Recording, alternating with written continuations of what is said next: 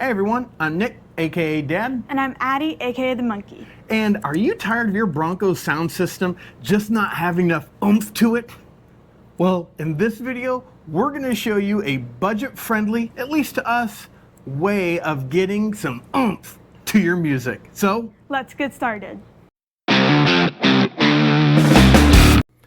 And here's what we're installing this week. This is the Gear Shade subwoofer box. Now this one is a 10-inch. They first came out with 8-inch sub boxes, and they have two different styles, both the round and the square, which range anywhere from around $225 up to about $255, depending on what style you want to get. Now most of their stuff comes ready to install for a kicker subwoofer, which is exactly what we're using already in the Bronco. But they didn't have a 10-inch yet. So I contacted them, and they actually 3D print these things. So it's a solid piece of basically plastic that they put all together. And the cool thing is you can see the screws around. They've got little riv nuts in there to hold in the subwoofer. They have the brackets already mounted on here to go directly into place. These are the nuts and bolts you'll need to attach to the Bronco as well. And then they even give you for your wiring to come from the subwoofer out to the outside of the box as well, which is really cool. So the only things you don't have are the amplifier, the subwoofer, which you can get from them. They are a kicker dealer, so you can get that. But the reason I bought this is there's others on the market that have basically a subwoofer that fits right into the back quarter panel of your Bronco, but they were $1,100. And if you're like us, you want to be on a budget and you want to upgrade from what came over the factory. Well, to us, the 8-inch was really cool because that's what came in them from the factory. But to upgrade, you want to go to something bigger. So we went with the 10-inch subwoofer box. Now this one is made for the Kicker RT 10-inch, which will fit in there great. The other cool thing is, now the Kicker 10-inch is supposed to have at least a 0.4 cubic feet of space. This is 0.5 cubic feet of space. So they did their research. They didn't just come out with a box.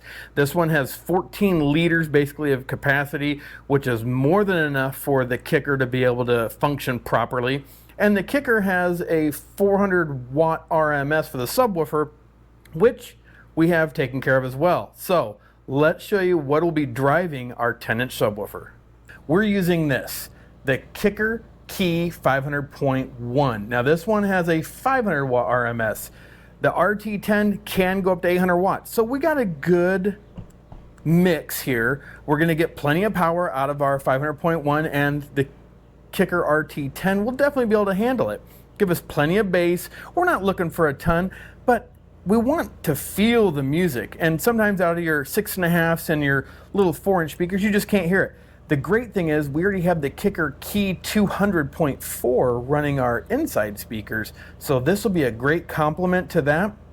And we have our wiring system from the Plug and Play group. Now the cool thing is the one I purchased did not only the Kicker Key 200.4 to all the speakers in the head unit, but it also has a pigtail basically that comes off and goes straight back to if you add a subwoofer amp. So the two will be able to be talking to one another. We'll just need to run power up to the battery for the Kicker Key 500.1.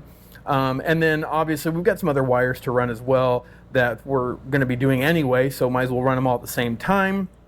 You'll have your ground, we've got our speaker wire, and basically you can get this entire thing with the subwoofer already in there, the Kicker Key. I mean, I'm looking at just a little bit more than $700 for this entire thing versus the JL Audio is the one I've mentioned, which is $1,100 for the subwoofer enclosure and their JL 10-inch sub, but you got no amp.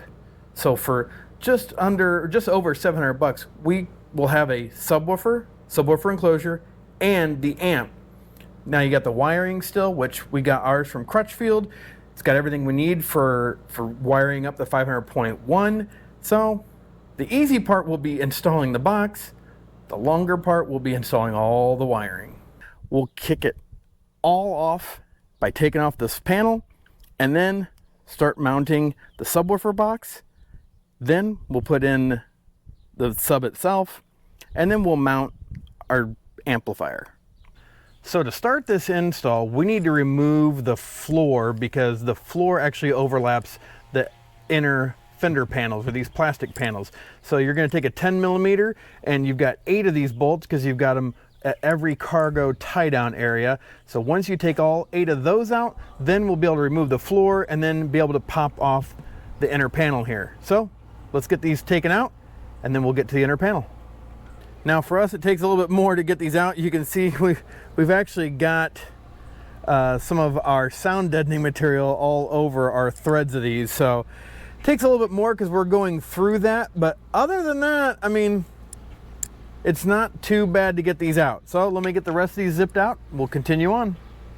Now with all the cargo tie downs taken off, we do need to remove this trim piece here at the back, which kind of retains the flooring at the back of the Bronco.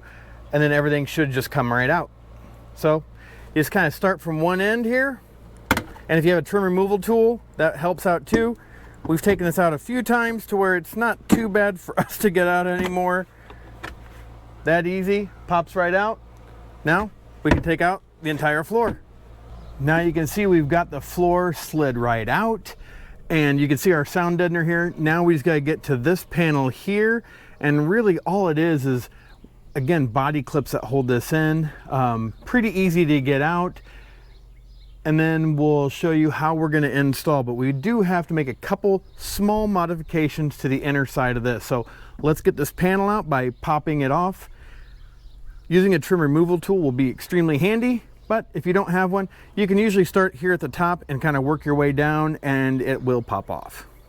One thing to note is that you do have this little piece here that goes around the back side of this roll bar here. So you're going to want to pop that off, or you'll, if it stays in the quarter panel here, it's not going to come off very well. And it's really just a couple tabs here that really hold it on and around it. So just make sure you do that, or you might be fighting it and end up breaking it. Also, just another quick note, talking about that piece up here around the roll bar, don't forget you've got your light and 12 volt outlet in here. You're going to want to disconnect those once you get this pulled out far enough to where you can get to the clips that actually hold that in and disconnect that wire. Definitely don't want to rip that out of there. Now you can see we got this panel pretty much fully out. The nice thing is about the light is really easy. You push down on the top button and it slides out. Now on the 12 volt outlet, it's actually got this little clip that you're supposed to be able to push down back here to release. I usually have to use like a small screwdriver just to push that down, just to slide it out. Other thing is that front trim piece up here that is behind your seats. You will need to remove that whole thing, which really it's just some body clips that hold that in. So pops right up, slides that out. So take the one nearest the tailgate, take the one right behind the seats out, and then this is free to be able to be moved out of the way. Also, if you break some of these body clips, we'll have a link down below for some of these. We have a bunch on hand now just because we have broken some of these in the past, taking out some of these panels. But yeah, we'll put links down below. You can get them from Amazon and usually get them within a couple days. Now in the kit from Gear Shade, they do give you mounting hardware. You got 2 spots. One will be this spot right here, which is kind of just sticking up in the middle of the fender here. We're going to use their M8 bolt that they gave us, big bolt. And then we're going to use a washer. And that's going to go through that hole. And then you're going to use this big giant, basically thick washer that they have to go over the M8 once it comes through after the washer.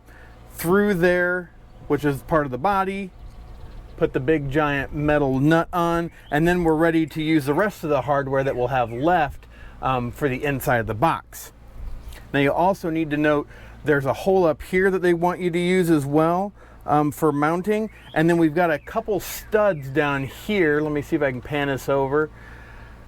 Mine actually had a clip on it to hold the wiring harness, but they need you to get rid of both these little studs that are sitting back here on the fender itself to make room for the box to sit flush. So we'll take a cutoff wheel, cut these guys off real quick, put everything else on. We'll show you what it looks like once we're done.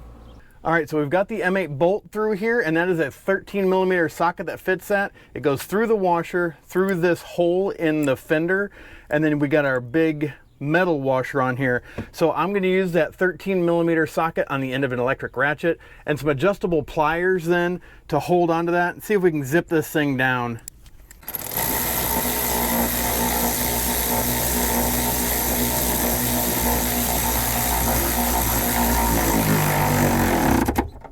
And there's what it looks like installed. They do say to get that really tight, so hopefully that got it pretty tight. And with the extra sound deadening here, it's a little bit thicker. Now we just need to move our wires out of the way here so we can cut off these studs here. And we're gonna use a zip tie then to hold up this wiring harness, because ours did, like I said, get connected to this rear stud. So we'll just zip tie it up and out of the way, make sure it never gets, in the way of anything else. So with our washer and bolt and all that installed and the two studs taken off, now we can put this on. You can notice too that we have the bracket that they gave us along with the two bolts that go in there. And then this is the other bolt that will go into a threaded spot here already on the fender that we'll use as well. So just need to attach this, put the rest of the hardware on the inside of the sub box, and then this will almost be done. We'll get it filled up with the polyfill. We'll get the wires running that, and then we will have another video that'll show you us wiring it to the amplifier, and the amplifier being connected to the head unit and power. So that'll be in the upcoming video. Let's get this sub box installed so you can see what it looks like. All right, so we've got the box installed with the studs cut off. Obviously you can see it kind of fits like a B&O. You do need to remove like this wiring harness, and there's actually another wiring harness back here that you can't see it now because I've actually got tucked back in there, but it went on this clip here, was kind of in the way. So just kind of moved it. This guy, I think we'll be able to put him back in his factory location possibly, which was right in here. We'll see if we can get him back on there. I'm not sure if we will or won't, but not too worried about it. But there's that bolt. Now they have some tight tolerances. That bolt coming through that nut and washer go on. I only had a few threads, so I started with the nut itself to pull it back in. Don't get too crazy. We did hear a pop, so we just kind of said, okay, it's enough. Backed it off, put the washer on, put that on. Other things, I tucked this side in first and then kind of swooped it around here to get to where we'll get to this location here. I don't have anything tightened down yet except for that bolt in there. We still got to tighten down these top two, get this tightened down. But that is basically how to install the subwoofer box from Gearshade. It's a great looking piece. It fits right into the arch that they have in here. Looks really nice, looks very factory. So looking forward to getting everything else buttoned up here. We'll show you what it looks like, from what it would be behind the panel, and then we'll show you again once we get all the panel back on what that looks like. And then next video, like I said, we'll show you how we're gonna wire this thing up. By what I understand, you are not gonna be able to mount the amplifier like they do on the 8-inch one. They just don't have the room to make this box big enough to actually work for a 10-inch sub, so we won't be able to mount it on this side. I'm thinking about on the driver's side taking off this panel. I've seen where Gearshade mounted it over here. We'll just have to run the speaker wires across, probably underneath the floor up there, up to here, and then just run the power from the amplifier and that up to the driver's side, to the battery, and then connect our pigtail from the amplifier here up to our plug and play kit that's back up underneath the dash up there. So we'll get to that here real soon. Let's finish this up though first. So to tighten these down, this is basically just a Phillips head for these two screws here, and then this is a Torx 30 for this top bolt here. Got it just nice and tight with the electric ratchet. Think we're good to go. Let's get the subwoofer at least wired up. We'll get polyfill put in there. We'll take the wires back to back here where they give you an opening for the wires to connect back here. We'll make that easy, and then hopefully have this all buttoned up here in the next few minutes. All right, so you can see here's the back of our 10-inch subwoofer. I have wired this parallel as far as the diagram shows me. I am not a stereo guy. I've always had nice stereos. I've done some of the work myself. Obviously in the Bronco we've done this all. So basically what it shows in the diagram is you take black to black, a wire going from both of them, red to red, so a separate wire, which we got these guys right up here, and then you take out your black and red to, which will have up here a port that looks like this, that those speaker wires will then connect to inside the box to the outside. These will then connect to the amplifier, which will need to run more wire from this to the amplifier, and then power from the amplifier and signal to the amplifier from up front. So I'll keep moving along here. If I've done something wrong, put it in the comments down below, because like I said, not a speaker guy for sure. Hopefully I've done this right and it doesn't destroy our sub. And there is our Gearshade 10-inch subwoofer box installed, completed. We have our Kicker RT10 in, which we got from Crutchfield, not a sponsor. Then you've got your, get around here to the back, you can see we've got our wiring coming out there. They do suggest to fill this 90% loosely with polyfill, which we did. One thing I did find is that these holes that they had in the box, some of them matched up. A few down here were a little off. I mean, we're talking like a millimeter or so. So keep all of these bolts or screws loose. Get them started, but you know, maybe a few threads in, continue on around. But yeah, I got them all in and it feels really tight, looks good. We'll get the trim put back on here and you can see what it looks like when it's finished. We still have to do the wiring install, which we will have in another video. So continue watching. And there it is, completed. I mean, it looks totally factory. We got everything kind of back on, all the trim pieces, fits right behind there. This is also from Gearshade. They have a grill piece. You take out the cubby and you install their piece here. Basically, we just use double-sided 3M VHB tape around the inside here, and they show you how to uninstall the cubby. It's just kind of drilling out some plastic pieces, but other than that, it looks really good. So yeah, let's give your final thoughts on this Gearshade 10-inch sub box that they are producing, and they're 3D printing it. Well, you know, that Gearshade 10-inch subwoofer box was actually, I thought, a pretty easy install. You got to take a lot of trim off, obviously, back here. That's our little guy who wants to be in on the video as well. But it fits very tightly in there. You cannot put the amp on top of the box. So if you did their 8-inch sub box, you can put the amp on top of it. But with this one, you can't. So we're going to have to relocate it to the driver's side, which we'll have a video of upcoming with that.